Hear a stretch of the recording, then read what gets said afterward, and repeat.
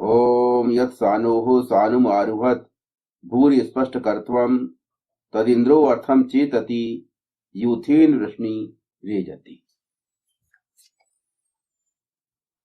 जब एक पर्वत शिखर से दूसरे पर्वत शिखर पर चढ़ते हुए व्यक्ति ने अनेकों किए जाने योग्य कार्यों का स्पर्श किया, तब इंद्रियों को वश में करने वाला अर्थ जीवन मूल्यों के प्रति सचेत होता है।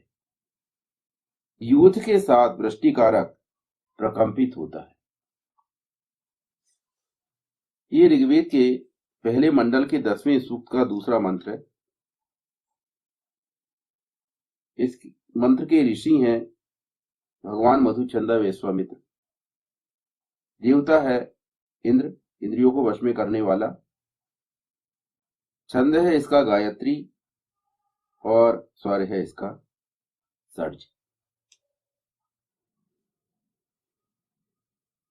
आपको बहुत आवश्यकता है, किंतु फिर भी आप एक साथ कई काम नहीं कर सकते। हमें हमारी जरूरतों को एक व्यवस्थित क्रम देना ही पड़ेगा।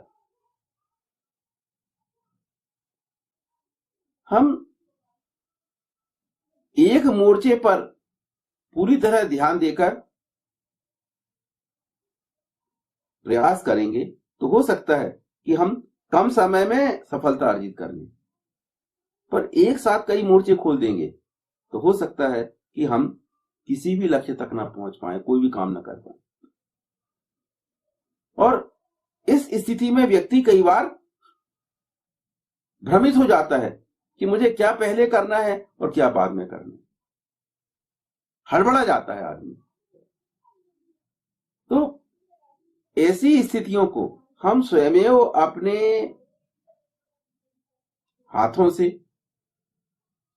अपनी मूर्खता से उत्पन्न न करें, क्योंकि किसी भी कार्य में सफलता अर्जित करने के लिए जो भी मेहनत आपको करना पड़ेगा, प्रयास करना पड़ेगा, उस रास्ते में जो भी कठिनाइयां हैं उनका तो आपको सामना करना ही पड़ेगा।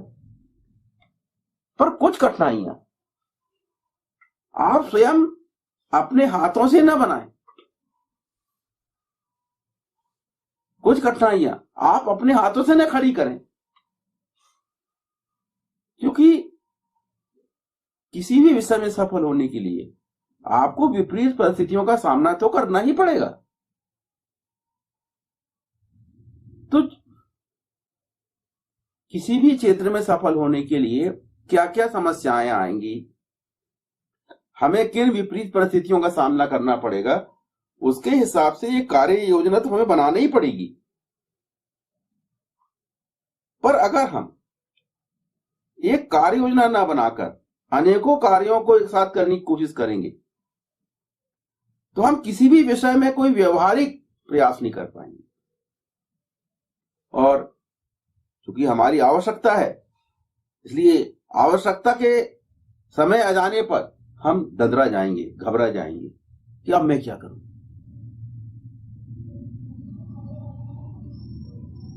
तो ऐसी स्थिति आप कभी स्वयं ना क्रिएट करें। इस वेद मंत्र का यह उद्देश्य है कि आप लक्ष्यों को एक एक करके क्रमशः प्राप्त करें, चरणबद्ध ढंग से करें। यत् सानोः सानुम आरोहत, एक शिखर से दूसरे शिखर को चढ़ें, क्रमशः एक के बाद एक सफलता अर्जित करें। आप धैर्य के साथ अगर ऐसा प्रयास करेंगे तो आपके जीवन में सफलताओं की संख्या बहुत अधिक होगी, क्योंकि आप हर कार्य को फिनिश कर रहे हैं। एक कार्य को फिनिश करने के बाद आप दूसरा कार्य हाथ में लेते, तो कामयाबी आपके जीवन में क्रमशः बढ़ती चली जाएगी, सफलताएं आपके जीवन में बढ़ती चली जाएंगी। किंतु अगर आप फिनिश नहीं करेंगे तो उस स्थिति में आप प्रयास तो कर रहे हैं, आपकी शक्ति, आपकी क्षमता आपके संसाधन, ये सब उपयोग में आ रहे हैं, पर आपको मिलेगा कुछ नहीं। जो आपकी प्राप्तियां रहेंगी, वे जितना प्रयास आप कर रहे हैं, जितनी मेहनत कर रहे हैं, उतनी सफलता आपको नहीं मिल पाएगी, क्योंकि हमने उस कार्य को अव्यवस्थित ढंग से किया, हमने उस कार्य को सृष्टि के नियमों के विरुद्ध ढंग से किया। तो धैर्यपूर्वक हमें एक शिखर पर चढ़ जाने के बाद ही दूसरे शिखर पर चढ़ने का प्रयास करना चाहिए। सृष्टि में हर कार्य का एक सुनिश्चित समय है। किसी भी कार्य के संपन्न होने में एक टाइमिंग, समय लेता है। हर प्रक्रिया एक निश्चित समय में पूर्ण होती है। तो अनेकों वेद मंत्रों में ये सब बातें बताई गई हैं कि किस कार्य में कितना समय लगेगा, प्रक्रिया क्या है, संपन्न होने की प्रक्रिया क्या है। जैसे हम देखते हैं कि जो स्वाभाविक टाइम टेबल है किसी भी वस्तु का या किसी भी प्रक्रिया का, वो निश्चित है। हम लोग टेक्नोलॉजी के माध्यम से उसको फास्ट कर देते हैं। जैसे खाद्य सामग्रियों का उत्पादन, उनकी एक टाइमिंग है कि आप कब पौधा लगाएंगे, कब बीजारोपण करेंगे, कब वो पौधा बनेगा, कब उसे खाद देना है, कब उसे पानी देना है, सब चीजें निश्चित है, सुनिश्चित है। और वो पौधा कब इतना विकसित होगा कि वो कब फल देगा, ये भी सब निश्चित है। परंतु हम इस प्रक्रिया को फास्ट कर देते हैं। फास्ट करने से क्या हो रहा है कि हमें समय के पहले खाद्य सामग्री मिल जा रही है और अधिक मात्रा में मिल रही है, किंतु उस खाद्य सामग्री का जो ओरिजिनल टेस्ट था, वो टेस्ट इस प्रक्रिया में डिस्टर्ब होता है। इतनी जो खाद्य सामग्रियां हैं वो सब अपना वास्तविक जो टेस्ट था उसको खो चुकी। अभिचक्र जल्दी मिल रहा है, ज्यादा मात्रा में मिल रहा है, पर स्वादिष्ट नहीं।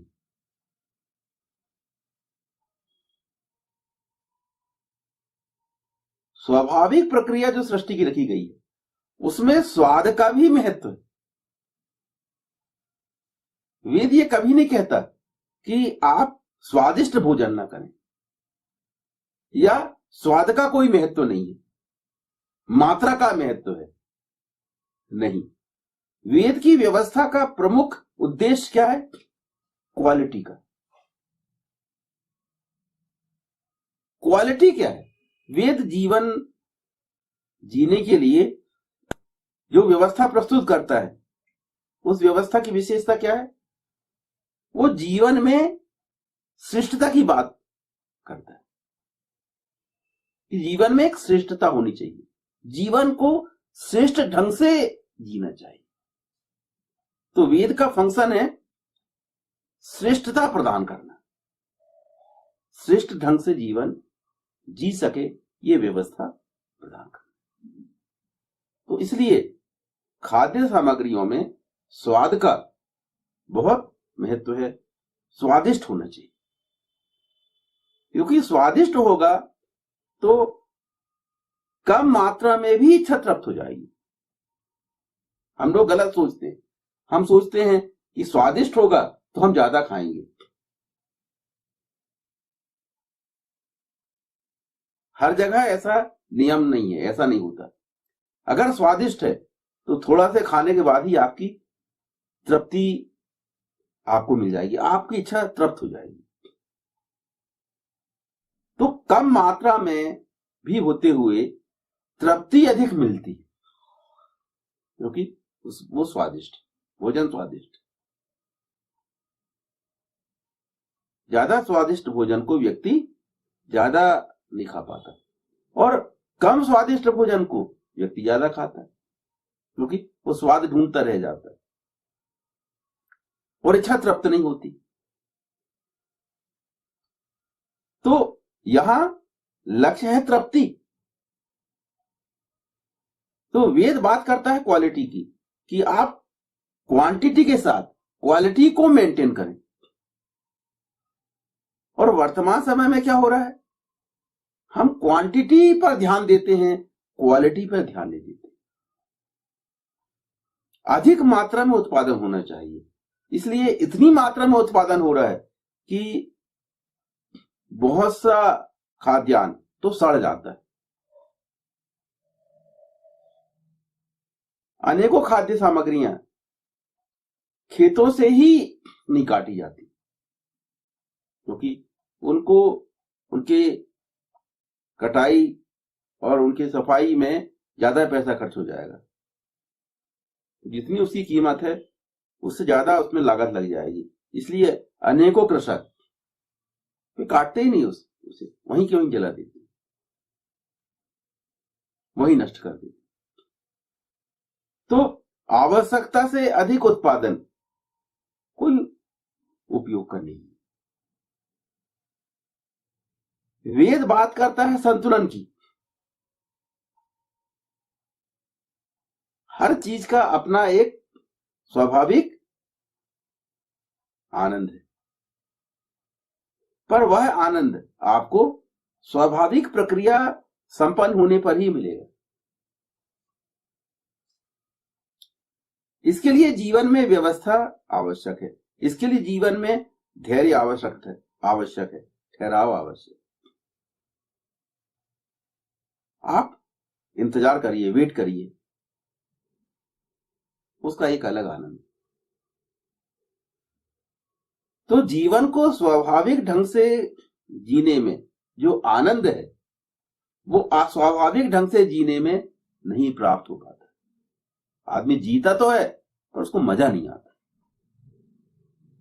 जीवन उसका आनंदमय नहीं रहता। और वेद जी जीवन की बात करता है, उसमें सुख है, शांति है, आनंद है, समृद्धि।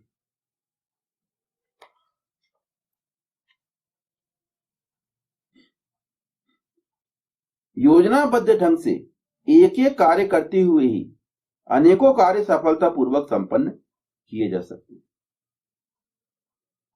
इस मंत्र का यही संदेश है कि आप इकट्ठे काम ना करके, बहुत सारे काम इकट्ठे ना करके, एक एक करके करें।